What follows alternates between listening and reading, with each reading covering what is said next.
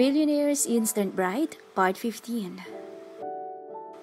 Hapon na nang makauwi ako galing sa appointment ko. Agad ding umalis si Logan matapos niya akong inihatid. At syempre, sumama rin sa kanya ang napakaingay na si Marco. Sa totoo lang, siya lang ang nag-iingay sa amin. Kahit hindi ko siya kinakausap, ay talak ng talak, kaya paminsan-minsan ay nasisigawan ko siya.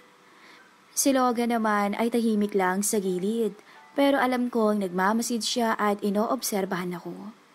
Papasok na sana ako sa loob ng bahay nang tumunog ang cellphone ko. Pagtingin ko ay galing pala to kay Mr. Muller at nagtatanong kung kumusta ang appointment ko. Nagsend ako sa kanya ng litrato ng passport bago ako tumuloy sa loob ng bahay. Doon ay nadatnan ko si Lolo Henry na nakaupo sa sala habang nanunood ng TV. "I'm home, Lolo." Sambit ko sa kanya para kunin ang atensyon niya. Pagkatapos ay lumapit ako sa kanya at nagmano. "Iha, may gagawin ka pa ba o may lakad mamaya?" Tanong niya sa akin pagkabitaw ko sa kamay niya. Agad akong umiling. "Wala na, Pulo. Maghahanda na lang po ako ng mga gamit para sa pag-alis namin ngayong Sabado." "Kung ganun, why don't you come with me? Ipapakilala kita sa mga amigo at amiga ko." Anya at malapad na humisi. "They're curious what kind of a woman my grandson married." Kinuwento na kasi kita sa kanila. Dagdag niya at mas lumapad pa ang ngisi. Po? Hindi ko napigilan ang panlalaki ng mga mata ko dahil sa sinabi niya. "Yes, I've been telling them how lucky Uriel is to have you as his wife." Tugon nito. "Sasabihan ko na sila na sasama ka." Anya at hindi na ako hinayaan pang magsalita.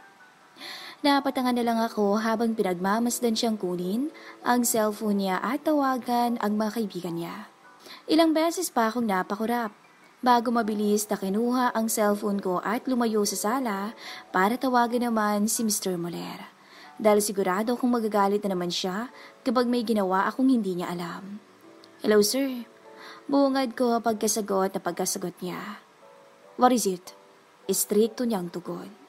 Naririnig ko mula sa background ang tunog ng keyboard ng laptop niya.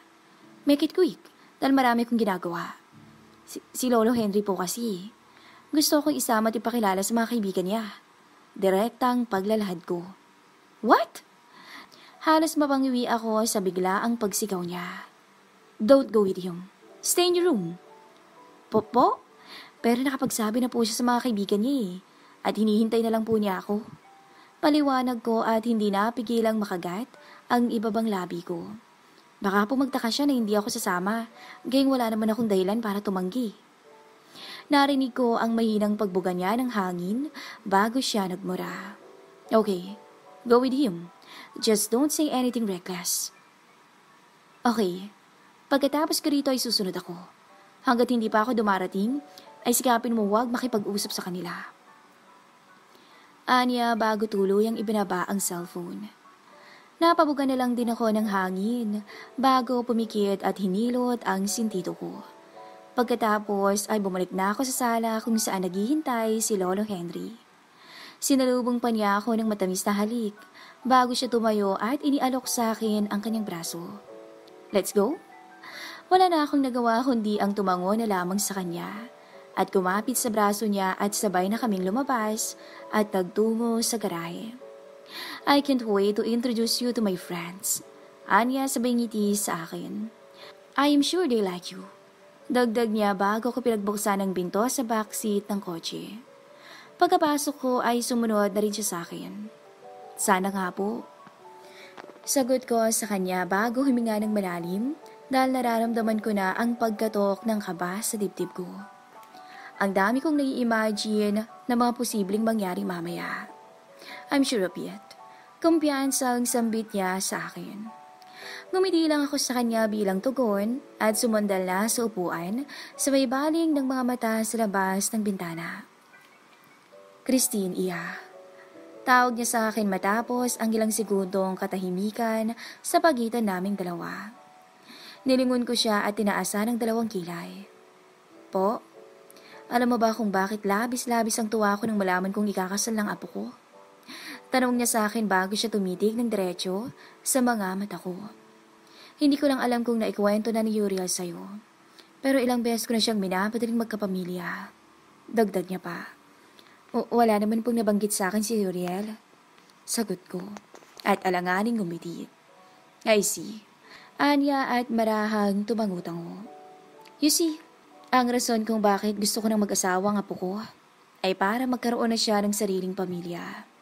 Para kapag nawala ako, ay hindi na siya gaanong malulungkot at hindi na siya mag-iisa. Po? Ilang beses akong napakurap matapos kong marinig ang sinabi niya. Hindi ko alam kung tama ba ang pagkakaintindi ko sa sinabi niya. Pero ang dating sa akin ay parang kaunti na lang ang natitirang oras niya sa mundong ibabaw. I'm dying, Christine. Bilang na lang ang mga araw ko.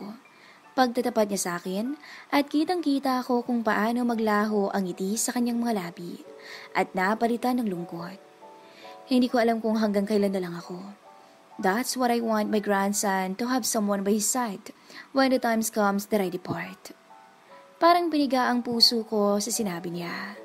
Kinagat ko pa ang labi ko para lang pigilan ang pamumuo ng mga luha sa mga mata ko.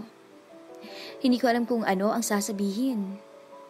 Tumitig lang ako sa kanya habang pinupuyos ang mga luha. Alam na po ba ni Uriel ang tungkol dito? Tanong ko sa kanya. Umiling siya sa akin. No, I don't want him to know. Ikaw lang ang sinabihan ko nito dahil tingin ko ikaw lang ang mas makakaintindi ng sitwasyon. Inabot niya ang kamay ko at marahan yung pinisil. Pagkatapos ay tumitig siya sa mga mata ko at ngumiti.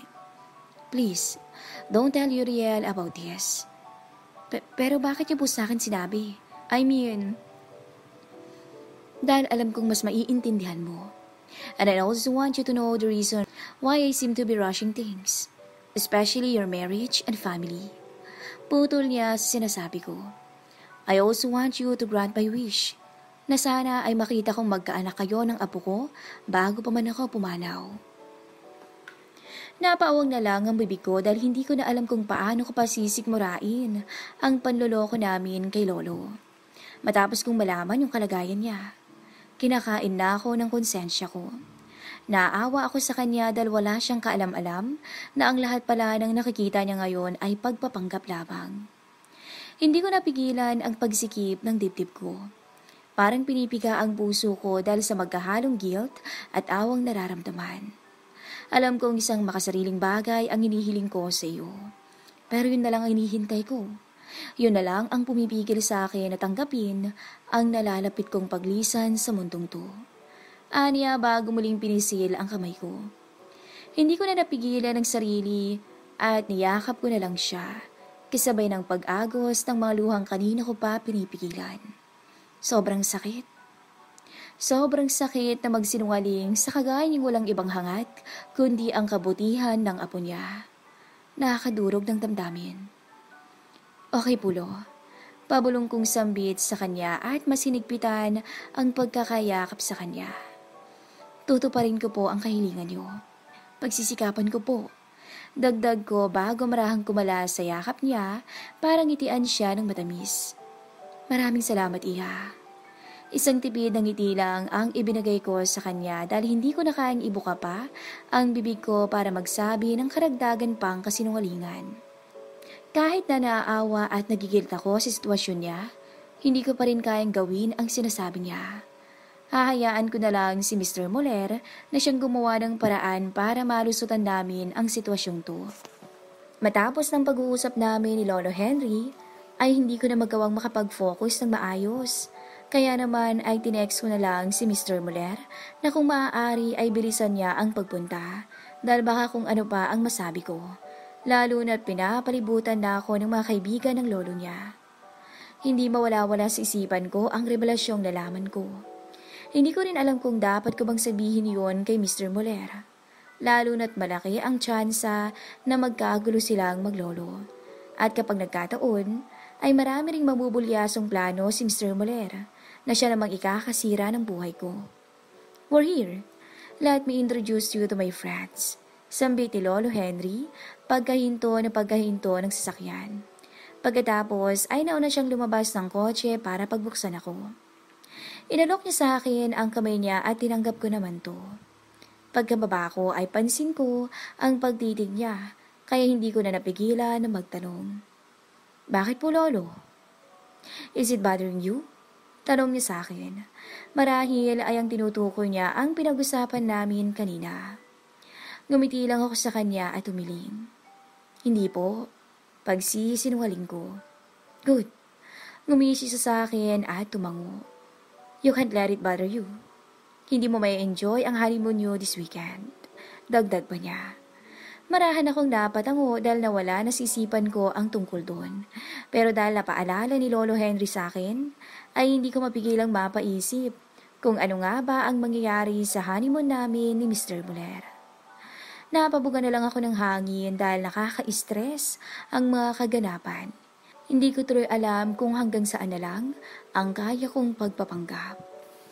Billionaire Instant Bride, Part 16. Enjoy yourself, okay? Napatingin ako kay Lolo Henry na nakatayo sa pintuan ng kwarto namin. Matamis siyang nakangiti habang nagmamasid sa akin. Forget about the world and focus on yourselves. Make sure to cherish every second you spend in your honeymoon para pagka-uwi niyo ay may apo na ako. Hirit niya pa bago tiningnan si Mr. Muller. Lo, we already talk about it. Tugon ni Mr. Muller habang inihahanda niya ang kanyang maleta. Don't pressure my wife, okay? Baka imbis na mag-enjoy kami sa honeymoon namin, ay ma-pressure lang kami. It's okay, Uriel. Mabilis kong sambit nang makita ko ang pagkawala ng ngiti ng matanda. Naalala ko na naman ang pinag-usapan naming dalawa. Tiningnan ko to ng matamis at ginitian. Well, we'll do our best para bigyan ka ng apo sa tuhod, Lo. Thank you, Iya. Anya at muling napangiti. O siya, you need to go now. We don't need to rush, Lolo. Wala naman kaming hinahabol na flight. Sagot ni Mr. Muller bago tutumayo at tumingin sa akin. Are you done? Tumango lang ako sa kanya at umiti bago sinimulang hilahin ang maleta ko. All done. I'm ready to go. Then let's go. Anya bago kinuha sa akin ang maleta ko at nauna na ang lumabas. Alis na po kami, Lo. Paalam ko sa matanda at matamis na umiti. Let me send you off kahit nasa gate lang ng bahay. Anya bago sumabay sa akin. At habang pababa kami ng hagdan, ay hindi ko mapigilang mapatingin sa kanya. Hanggang ngayon ay ginugulo pa rin kasi ako ng sinabi niya. Hindi pa rin ako mapakali, lalo na't may nalaman akong sobrang importante. Kahit ilang beses kong kinumbinsi ang sarili ko na wala na sa akin, kung ilihim man ng matanda ang kalagayan niya sa abo niya, ay hindi ko pa rin mapigilan ang mag-guilty. Lalo na't karapatan ni Mr. Muller na malaman ang totoo. Pero hindi ko rin naman pwedeng pangunahan ng matanda, dahil alam ko na may plano rin tong magsabi sa apo. Napailing na lang ako dahil kahit hindi ko gustuhin, ay nadadamay ako sa sitwasyon nila. Naiipit ako. Pagkababa namin sa living room, ay naroon si Mr. Muller at prenteng nakaupo sa sofa. Walang kahit anong bahid ng pagmamadali sa mukha niya dahil hindi rin naman kami nagmamadali.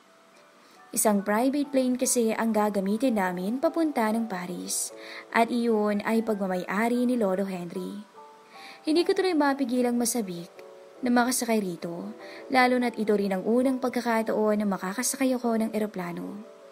Sinabi kasi sa akin Lolo Henry na kami lang ni Uriel ang sakay nito, bukod sa 2 piloto at 2 flight attendant, kaya malaya akong matitignan ang loob ng eroplano. Iho, you should have brought your luggage in the car. Sambit ni Lolo Henry sa kanyang apo. Come on, you shouldn't be wasting any minute. Dapat ngayon nagmamadali na kayo eh. Dagdag dito sabay kuha ng isang maleta mula kay Mr. Muller. Kaya wala nang nagawa ang huli, kundi ang tumayo at lumabas na rin. Tahimik lang akong sumunod sa kanila hanggang sa makapasok kami sa kotse na maghahatid sa amin sa airport. Again, enjoy yourselves, okay? Paalala niya sa amin kasabay ng pagsara niya ng pinto. I'll be expecting a great grandson when you get back. Nakangising hirit niya bago kumaway. Napabugan na lang ng hangin si Mr. Muller bago niya tinaas ang salamin ng sasakyan sa may utos sa driver na umalis na. Hindi man lang ako nakapagpaalam ng maayos kay Lolo Henry at natanong kung ano ang gusto niyang pasalubong pagka-uwi namin. So, is it true that this will be your first international trip? Tanong niya sa akin matapos ang ilang sandali. Tumingin ako sa kanya at tipid ng umiti. Yes, sir. Actually, ito rin ang unang beses na makakasakay ako ng eroplano. Pagtatapat ko sa kanya. Okay, then you should enjoy your first trip. Take your time and explore Paris. I'll hire someone to accompany you. Sambit niya sa akin kaya hindi ko mapigilang mapangiti. Kahit papaano ay may bahay din pala ng kabaitan itong si Mr. Muller. Think of this as your incentives. Tumangulang ako sa kanya at nilaparan ang ngiti ko. Thank you, sir. Tumangulang din siya sa akin bago sumandalo sa upuan at naglagay ng wireless earphone sa pikit ng mga mata niya. Mukhang ayaw niyang maistorbo kaya hindi na rin ako nagsalita pa at itinuon ko na lang ang atensyon sa cellphone ko. Binasa kong muli ang text ng aking ina na nagpapasalamat sa ipinadala kong pera. Plano kong kada kinsenas ako magpapadala para hindi sila magduda sa trabaho ko. Kahit papaano ay nawala na ang bigat sa dibdib ko na dala ng guilt dahil nakikita kong masaya ang pamilya ko. At medyo gumaan kahit papaano ang buhay nila. Yun na lang sigurong iisipin ko para mapagpatuloy ko pa ang pagpapanggap bilang asawa ni Mr. Muller. Matapos ang ilang minuto ay nakarating na kami sa airport. Agad kaming sinalubong ng isang grupo ng mga kalalakihan at tinulungan kami sa mga bagahe namin. Todo tingin ako sa mga hilera ng mga eroplano na nakita ko habang pinupuntahan namin ang lugar kung nasaan ang private airplane na gagamitin namin. Keep your eyes forward, Christine. These people are Lolo's men. Bulong sa akin ni Mr. Muller. You can stare at those planes later. Dagdag niya bago ipinatong ang palad sa baywang ko, kisabay ng paghilan sa akin palapit sa kanya. Dahilan para maamoy ko ang mamahalin niyang pabango. Alam kong parte lang ng pagpapanggap namin ang ginawa niya, pero hindi ko pa rin mapigilan ang pagkabog ng dibdib ko at ang pag-akyat ng dugo ko sa aking pisngi. At bago pa man makita ni Mr. Muller ang pamumula ng mukha ko, ay yumuko na lang ako kasabay ng pagsuot ko ng sunglasses na binigay niya sa akin kanina, bago ako bumaba sa sasakyan. Nang makarating kami ay bumungad sa akin ang isang eroplano na medyo maliit ng kaunti sa mga nakita ko kanina. Siguro dahil hindi naman pang maramihan ang sasakyan, kaya ganun. Ginabayan na kami ng mga tauhan ni Lolo Henry hanggang sa makapasok kami sa loob. At doon ay hindi ko na napigilan ang pag-awang ng bibig ko dahil sa labis na pagkamangha. Ang sosyal tingnan ng loob ng eroplano. Iilan lang ang mga upuan, pero malalaki ang mga to at pwedeng higaan. Kulay puti at beige ang kabuuang kulay ng interior ng eroplano at leather ang cover ng mga upuan. Akala ko ay doon na kami ni Mr. Muller, pero laking gulat ko nang dumiretso pa kami hanggang sa makarating kami sa area ng eroplano na parang isang literal na bahay. May maliit na sala set at flat screen TV. May bar counter din hindi kalayuan at maliit na kusina na kumpleto rin sa appliances gaya ng ref at stove. Pero ang mas nagpamangha sa akin ay ang isang kwarto na may isang malaking kama at may sariling banyo na rin. Banghang-bangha ako sa nakita ko. Hindi ko lubos akalain na pwede palang may ganun sa isang private airplane. Tingin ko ay napakaswerte ko dahil nagawa kong maranasan ang ganito na iilan lamang ang nakakaranas. Not all planes have these features. Sambit sa akin ni Mr. Muller nang makaalis na ang mga tauhan ng lolo niya. My grandfather had this customized years ago because we both love to travel and I often used this plane when I studied abroad. Dagdag niya bago siya umupo sa kama. Tumango lang ako bago inilibot ang tingin sa paligid. Sir, pwede bang magtingin-tingin ako sa paligid? Paalam ko sa kanya. Yeah, sure. Go and do whatever you want. Kung magugutom ka, there's plenty of food in the fridge or you can ask the attendants to make some food for you. Mabilis niyang sagot bago siya tuluyang humiga sa kama. Okay po. Sagot ko na lang bago dali-daling lumabas habang bitbit ang cellphone ko. Plano ko kasing kumuha ng mga litrato bilang remembrance. Pero pagkalabas ko pa lang ng kwarto, ay sinalubong na ako ng isang flight attendant na may dalang 2 baso na tingin ko ay orange juice. Good morning, Mrs. Muller. Do you want some juice? Alok niyo sa akin at matamis na umiti. At dahil nauuhaw ako ay hindi na ako tumanggi. Sure. Thanks. Magiliw kong sabi bago kinuha ang isa pang baso para ibigay kay Mr. Muller. Let me bring this to my husband. Sambit ko sa kanya bago ko bumalik sa loob ng kwarto. Pero saglit akong natigilan nang makita ko ang pagngisi ng flight attendant. Hindi ko alam pero bigla akong kinutuban. Pero iniling ko na lang ang ulo ko at hindi yon pinansin dahil mas matimbang ang kasabikag nararamdaman ko. Sir, gusto niyo pong juice? Alok ko kay Mr. Muller sa kasalukuyang bumabangon matapos akong makitang pumasok. Yes, sagot niya kaya mabilis ko tong ibinigay sa kanya. Thanks. Tumango lang ako bago umupo sa sofa para doon inumin ang juice. Ilang oras po pala ang biyahe natin, sir? Tanong ko sa kanya. Probably 13 to 15 hours. Sagot niya. Iyon na lang ang nasabi ko dahil hindi ko inaasahang ganun pala katagal bago kami makarating sa destinasyon namin. Yes, so you better take some rest. So you'll have enough energy to go around Paris when we get there. Anya bago uminom ng juice. Tumango lang ako sa kanya bago ko inubos ang laman ng baso. At matapos ang ilang minuto, ay magpapaalam na sana ako sa kanya na maglilibot na muna ako pero bigla akong natigilan nang makaramdam ako ng kakaiba. Parang biglang uminit ang paligid at mas lalo akong nauhaw na sa puntong yun, nanunuyo na ang lalamunan ko. Nang mapatingin ako kay Mr. Muller para sana magtanong kung naiinitan din ba siya, ay natigilan ako nang mapansin kong mas gumwapo siya sa paningin ko. At may kung anong boses na bumubulong sa akin na lapitan ko siya. Napakunot na lang ako ng noo at napaisip. Teka, anong nangyayari?